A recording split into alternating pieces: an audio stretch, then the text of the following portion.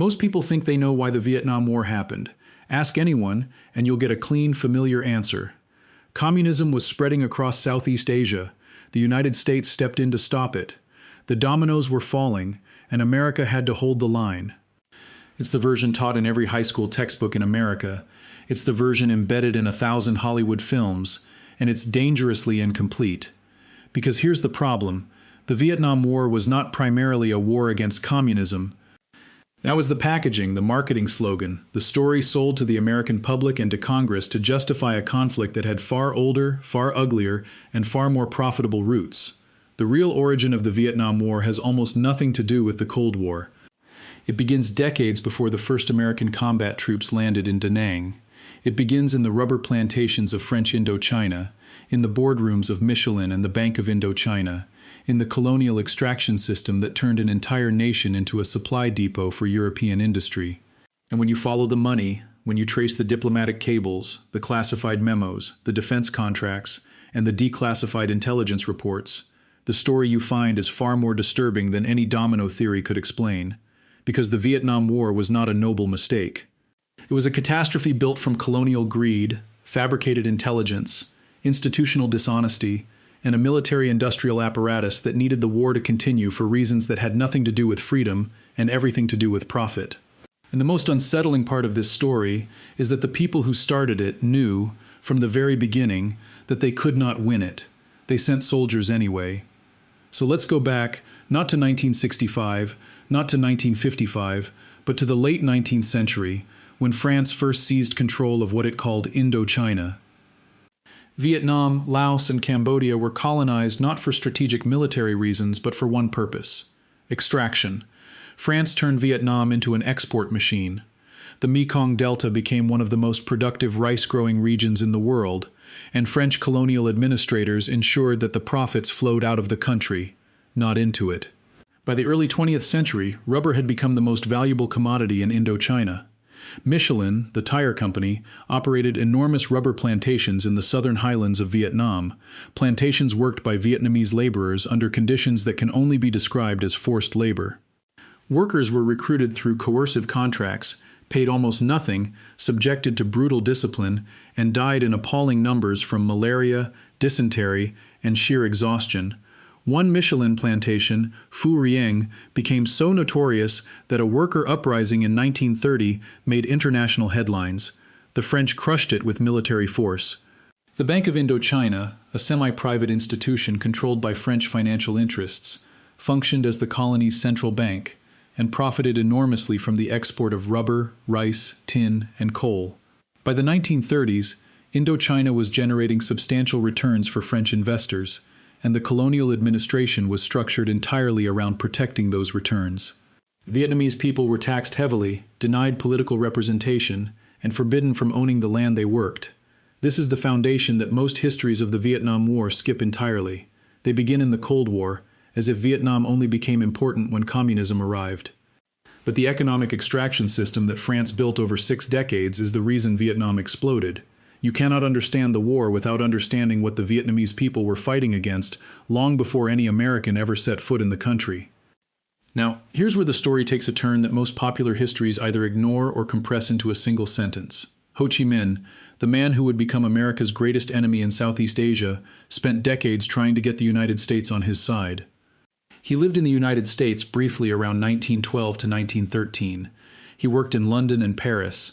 He attended the Versailles Peace Conference in 1919, where he submitted a petition asking for Vietnamese self-determination, inspired directly by Woodrow Wilson's 14 points. He was ignored.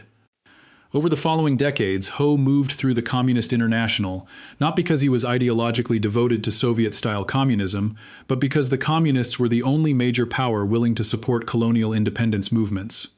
The Western democracies, Britain, France, and the United States, were too invested in the colonial system to support its dismantling. During the Second World War, Ho Chi Minh's Viet Minh guerrillas fought alongside the American Office of Strategic Services, the predecessor to the CIA, against the Japanese occupation of Vietnam. American OSS agents trained Viet Minh fighters, provided weapons and supplies, and developed a working relationship with Ho. When Japan surrendered in August 1945, Ho Chi Minh declared Vietnamese independence in Hanoi, and the opening words of his declaration were borrowed, almost verbatim, from the American Declaration of Independence. All men are created equal. They are endowed by their Creator with certain unalienable rights. Among these are life, liberty, and the pursuit of happiness. He then sent at least 8 letters to President Harry Truman and the State Department, requesting American support for Vietnamese independence and proposing a relationship modeled on the one between the United States and the Philippines. Not a single letter received a reply, and this is the decision that set the entire tragedy in motion. The United States chose France over Vietnam, not because Ho Chi Minh was a dangerous communist, but because France was a critical ally in the emerging Cold War architecture of Europe. Washington needed France to support the Marshall Plan, to join NATO, to serve as a bulwark against Soviet expansion in Western Europe, and France made it clear that American support for Vietnamese independence was a deal-breaker, so the United States backed France's attempt to reconquer its colony. Between 1950 and 1954, the United States provided approximately $2.6 billion in military and economic aid to the French war effort in Indochina. By the time of the Battle of Dien Bien Phu in 1954, the United States was funding roughly 80% of the French war. This was not a war against communism. This was the United States financing a European colonial reconquest because the politics of the Cold War made Vietnamese independence inconvenient. And this is where the domino theory enters the picture, and where you need to understand what the domino theory actually was, because it was not primarily a military doctrine. It was an economic one. When President Eisenhower used the falling dominoes metaphor in his famous April 1954 press conference, the argument was not simply that if Vietnam fell to communism, the rest of Southeast Asia would follow. The deeper concern, spelled out in classified documents like NSC 64 and NSC 124, was about resources. Southeast Asia produced critical raw materials, tin, rubber, tungsten, and rice, that the United States and its allies depended on. Japan, which America had just rebuilt into a key Cold War ally, needed access to Southeast Asian markets and resources to sustain its economic recovery. If communist governments took control of those resources, the logic went, Japan might be forced to accommodate itself to China and the Soviet bloc, undermining the entire American strategic position in the Pacific. The domino theory was never really about Vietnamese peasants choosing communism. It was about maintaining Western access to raw materials and markets in a region that European powers had been extracting wealth from for nearly a century. The ideology changed, but the underlying economic logic was identical to the one that had motivated French colonialism in the first place. Control the resources, control the region. But the decision that truly locked the United States into a full-scale war was built on a lie. And this is the second critical thing that most popular histories understate. On August 2, 1964, the USS Maddox, an American destroyer conducting intelligence operations in the Gulf of Tonkin off the coast of North Vietnam, was involved in a naval skirmish with North Vietnamese torpedo boats. That incident was real, though the Maddox had been operating in support of covert South Vietnamese raids against the North Vietnamese coast, a detail that was deliberately omitted from the official account. But 2 days later, on August 4th, the Maddox and another destroyer, the USS Turner Joy, reported a second attack. Radar contacts, sonar traces, and frantic radio traffic suggested that North Vietnamese torpedo boats had attacked again in the darkness. President Lyndon Johnson immediately went on national television and announced retaliatory airstrikes against North Vietnam. Within days, Congress passed the Gulf of Tonkin Resolution, which gave the president authority to use military force in Southeast Asia without a formal declaration of war. It passed the Senate with only 2 dissenting votes. Here's the problem. The second attack almost certainly never happened. Within hours of the reported incident, Captain John Herrick, the task group commander aboard the Maddox, sent a cable to Washington expressing serious doubts, stating that the entire incident might have been the result of freak weather effects on radar, overeager sonar operators, and no actual visual sightings of enemy vessels. Declassified NSA documents, released in 2005, confirmed what historians had long suspected. Signals intelligence had been mishandled and, in some cases, deliberately distorted to support the narrative of a second attack. The NSA's own internal history acknowledged that intelligence officers had made the intercepts fit the preconceived conclusion. Secretary of Defense Robert McNamara was informed of the doubts but pressed forward anyway. Johnson himself privately expressed uncertainty, reportedly telling an aide that for all he knew, the Navy had been shooting at whales. but the resolution was too politically useful to question. It gave the president a blank check for war, and he used it. The entire legal foundation for American military involvement in Vietnam rested on an event that the government itself knew was, at best, unverified, and at worst, fabricated. Now, if the Tonkin deception is disturbing, what came next is devastating, because the United States did not just stumble into Vietnam blindly. The leadership knew, with increasing certainty as the years passed, that the war could not be won, and they continued fighting it anyway. In 1967, Secretary of Defense Robert McNamara, the architect of the American escalation, commissioned an internal study of the decision-making that had led the United States into Vietnam. That study, which became known as the Pentagon Papers, ran to 7,000 pages across 47 volumes. It documented, in meticulous detail, a pattern of systematic deception. The study showed that the Truman administration had directly supported French colonialism in Vietnam, while publicly claiming to support self-determination. It showed that the Eisenhower administration had undermined the 1954 Geneva Accords because it knew that Ho Chi Minh would win a nationwide election. It showed that the Kennedy administration had approved the coup against South Vietnamese President Ngo Dinh Diem, knowing it would likely result in his death, and it showed that the Johnson administration had planned a major military escalation months before the Gulf of Tonkin incident, which was used as the pretext, not the cause, of the escalation. The gap between what the government told the American people and what it knew internally was staggering. Public statements claimed progress. Internal assessments documented failure. Troop requests kept increasing. Casualty figures kept climbing. And at no point did any senior official stand before the American public and say what the classified documents made clear: this war cannot be won on terms the American people would accept, and the reasons we are fighting it have less to do with Vietnamese freedom than with institutional momentum, political survival, and the economic interests that benefit from continued conflict. And that brings us to the dimension of this story that is most uncomfortable and most consistently avoided: the money. By 1968, the United States was spending approximately $77 billion per year on the Vietnam War, in today's inflation-adjusted terms. That money did not disappear. It went to defense contractors, weapons manufacturers, chemical companies, logistics firms, and the vast network of private enterprises that President Eisenhower had warned about in his farewell address when he coined the term military-industrial complex. Companies like Dow Chemical, which manufactured napalm and the herbicide Agent Orange. Companies like Bell Helicopter, which produced the UH-1 Huey that became the defining image of the war. Companies like General Dynamics, Lockheed, and Boeing, which supplied aircraft, munitions, and electronic warfare systems.